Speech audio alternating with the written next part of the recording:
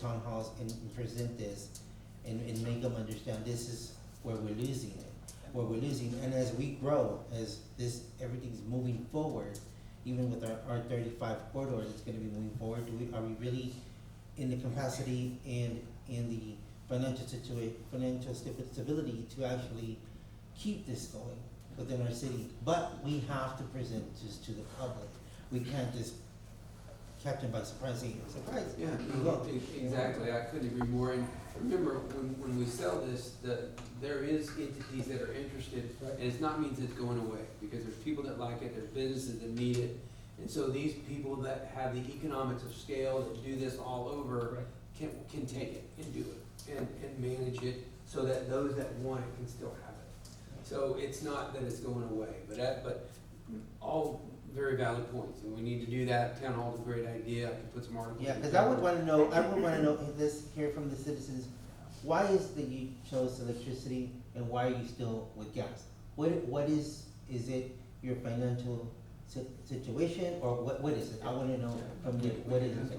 I would ask on that, and I may reach out to Simon, what is Simon's last name? Simon Peña helped us, but again, as far as that goes, I may need some additional help from him, because again, I'm sure there's gonna be questions that I may not have answers to, that, when somebody asks us how this election process is gonna work, or how this is gonna work, I think he's probably a little more qualified than I am, and him and maybe the city attorney, to kind of explain that to people, because people are gonna wanna know, once you put it on a ballot, you decide, okay, let's assume that the voters agree, right? Okay, what's next? Now we have to issue an RFP. Okay, then who do you sell it to, and how do you determine that stuff? Those are gonna be questions that are gonna be asked, but I just wanna make sure that you guys are aware that I will be looking to get some help on this, from people that are probably a lot more knowledgeable about this than I am. Well, it's got relatively short fuse, so we'll go ahead and address that, and thank you guys for understanding. All right, with that, we've got another presentation, Kano. We've got discuss about what he's doing, thankfully, with the Union Pacific Railroad demolition project over there by the railroad tracks.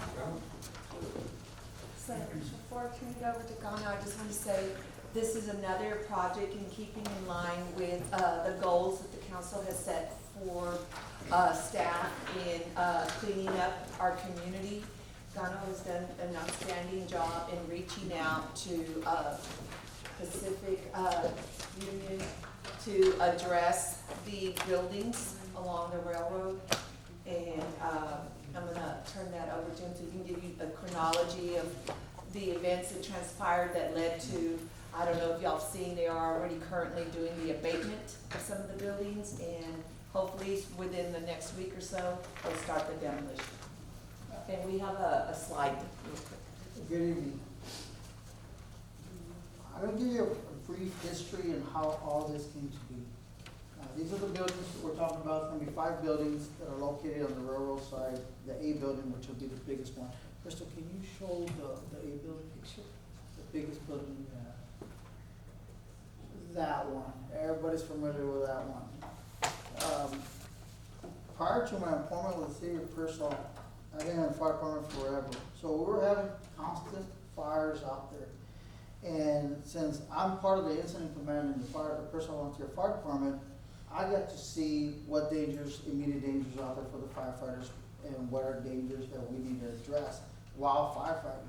So that opened up a lot of questions for me when I was out there, when I first fought the first fire out there at this A building. Now, we found a lot of stuff in these railroad carts. Had clothing, had miscellaneous paraphernalia, stuff like that in there. So that gave me the impression that there's either homeless people living in there, people from the community that are going in there and having parties or whatever the case may be. And that's when I started asking questions, and that's when the door started opening with complaints.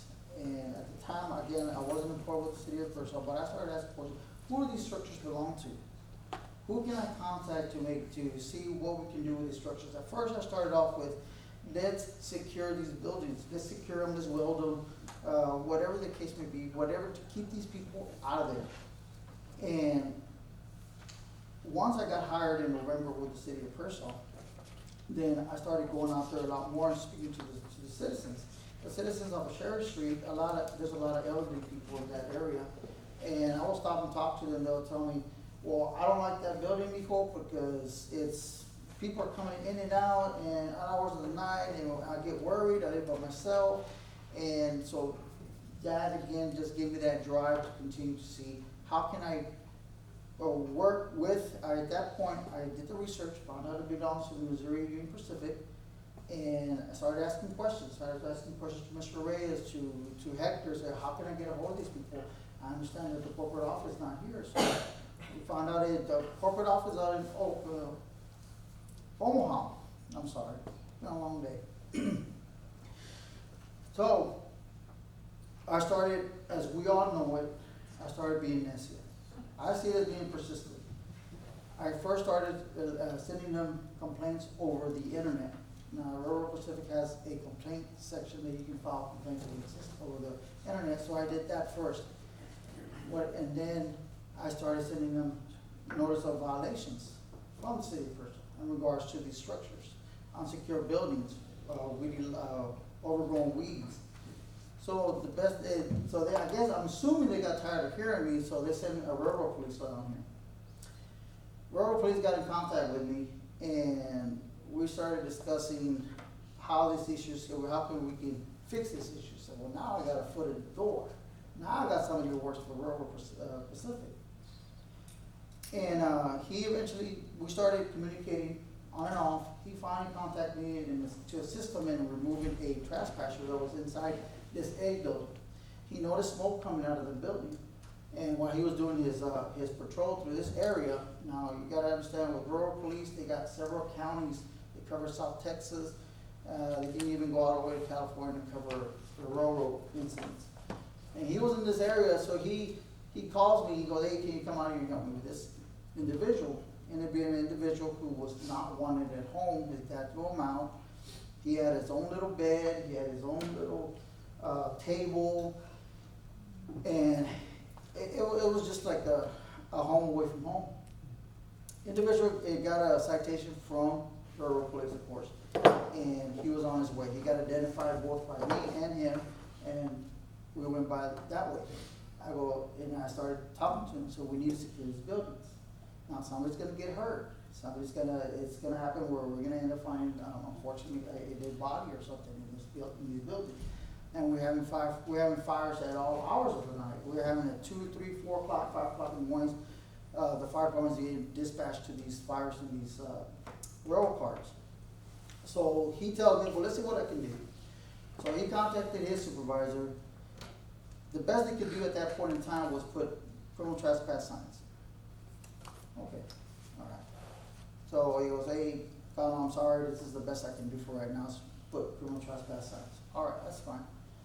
And so as the months continued, I still continued we still continue having fires out there, so I still continue talking to the railroad police, sending them pictures. Hey, they just lit this car on fire. Hey, they lit this car on fire.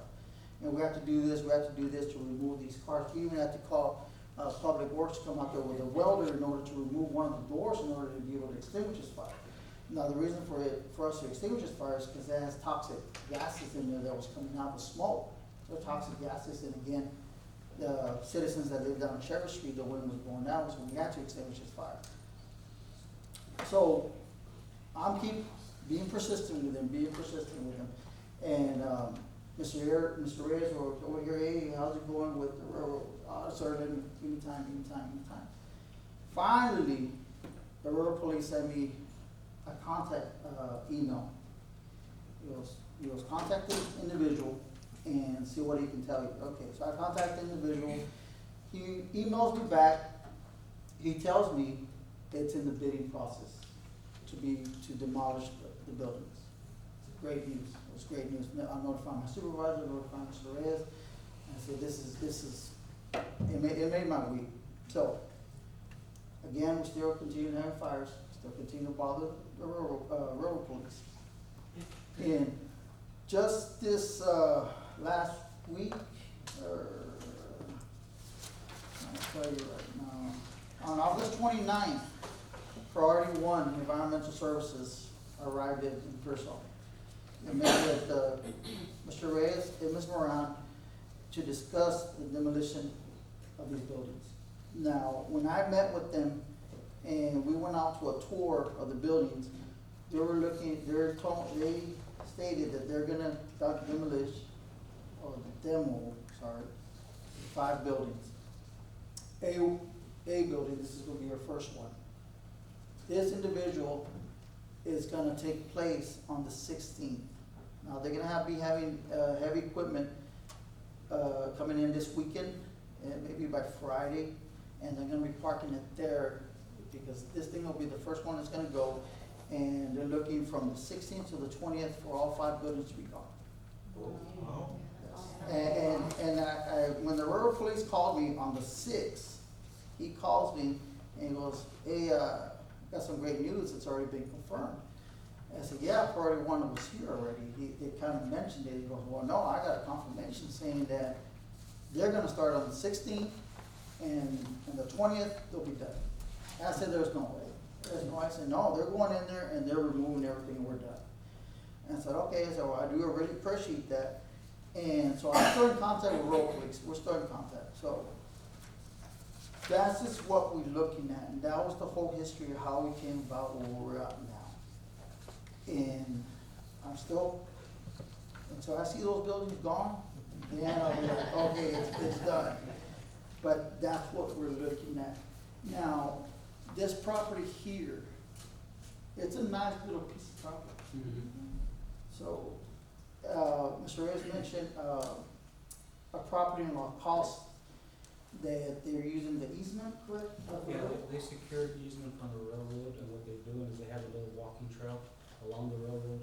I know some people think that's a little wild, but you see it, I've seen it done in at least two areas, 2 cities, where they basically secure a part of that easement, and they just create a walking path to get you from, in this case would be the downtown area, all the way, what I would consider maybe doing something to Centennial Park, and letting people just, if we can secure it, which I'm thinking we kind of will keep bugging them, we can find the right contacts to see if we can get an easement.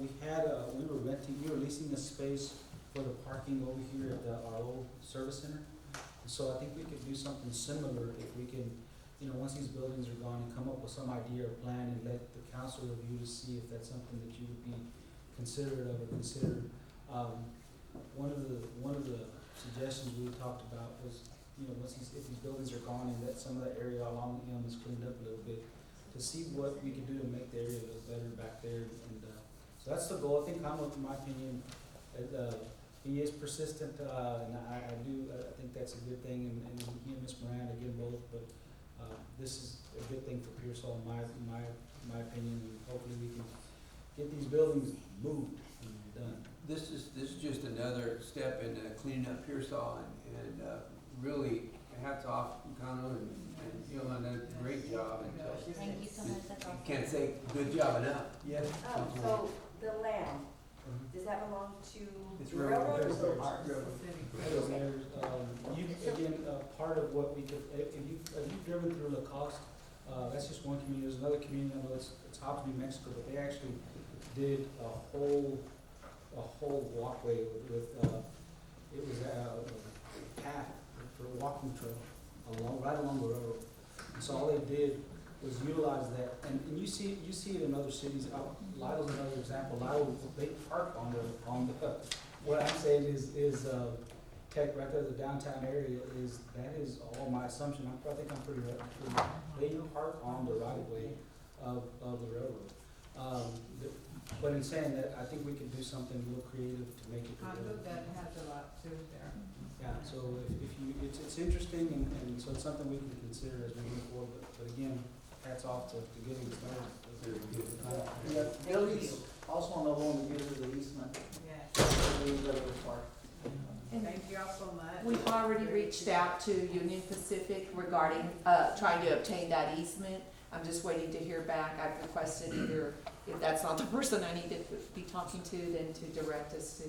But again, it's to bring, not only to remove some of these substandard buildings, but to enhance and improve the quality of life for our community by creating green spaces or open public spaces, the walking trails that will connect to the Main Street and to some of our others. And there is these, grant trails through Texas Parks and Wildlife that will provide us funding for something like that. So that's our goal. Thanks to Mr. Reyes, he saw it at the city of Lacoste. I remember seeing it, and it's a really nice, you can't envision it, but if you go into their website, you'll see it. It's a walking trail. It's landscaped really nice, and it connects to some of your downtown Main Street and the park, Centennial Park, the library, so we can possibly apply for, yes, ma'am. I'm sorry, I just have a question. I know it might not be a very popular question to ask, but have we thought about maybe, I know the homeless, the percentage of homeless people in Pearsall has gone way up, Yep. as well as drug activity, and most of the people that are, doing the drugs are homeless people. So have we thought about maybe not just, using that land, but, there's across the street, there's that other abandoned building. I mean, what can we do about the homeless situation? Because yes, while having that green space is gonna look very beautiful, I love it, but that's just gonna give them a green space to go and do their drugs, a green space to go and set up, and sleep there, Green space. Yeah, On the- green on the- space on to the- go pee and poop because they have no space. On the homeless side, Camino Real, they're gonna do their part on the homeless side. Most of the homeless, they wanna be homeless. Yeah. And, that's where the problem arises, is when they wanna be homeless and they don't want no help, they just want their basics too. So, that's something that we will have to all sit down and discuss, cause Pearsall's not the only one. Where I used to work at, we had the same problem. But our problem over there was the other counties are dropping them off there. And so, that's the problem that we were having. It's a good Yeah. question, it's a Yeah. good question, I mean, really, it is, it's an epidemic of homelessness, drug use, and mental health, those are all, it's like, I don't know. It is, y'all, well, this is awesome. We can't tell you enough, y'all are doing great. Well done, council, for your support in that. It's just the tenacity. This is very well recognized, so thank you. Thank All you. right, well, council, get ready, we're gonna roll through this real quick. We've got next item is an open, session, so it is 5 minutes after 8. We're doing an open public hearing on the city of Pearsall proposed annual appropriations budget for the fiscal year beginning October 1, 2024 and ending September 30th, 2025. This budget will raise more total property taxes than last year's budget by $211,000, or 7.24%. And of that amount, $37,000 is tax revenue to be raised from new property added to the tax roll this year. This is a requirement that we're in open session, so is there anybody that has any questions regarding the proposed annual appropriation budget statement I just read? One more opportunity, is there anybody that would like to make a statement regarding the annual proposed budget I just read? Hearing none, I'm gonna go ahead and close the public hearing. It is now 8:06. With that, council, we have a consent agenda. We've got 2 minutes to approve, August 13th and September 5th, 3rd of this year. This is an action item, a consent, so I'll need a motion in a second. Motion by Councilwoman A. Garza, second by Councilwoman Hernandez. Should be no questions, you all have a chance to review. Any additions or corrections of those minutes? Hearing none, I'll call for a vote. All in favor, please say aye. Motion passed unanimously. Next, item 9, these are all action items. We've already completed 9D, so we'll go through 9A, B, and C. Each of 9A and B, of course, are related to our budget. This item 9A, discuss and consider ordinance number 20240901, an ordinance establishing the tax rate and levy for the city of Pearsall the fiscal year beginning October 1st, 2024, and ending September 30th, 2025. This is an action item. I need a motion and a second. Motion by Councilwoman Hernandez, second by Councilwoman A. Garza. City Manager, You have the floor. Mayor and Council, as mentioned, the tax rate is not changing. I think we've had the same tax rate for the better part of, it's been 3 years, almost 3 or 4 years now. So the past 5 years, I think it's decreased, the rate itself has decreased about 2 cents. I think at one time it was at 89 cents, I think that was in 2019 and 2020. So we're requesting for the tax rate to remain the same. And if you look on page 71, anybody wants to be specific to any questions as it relates to the tax rate, you can see the breakdown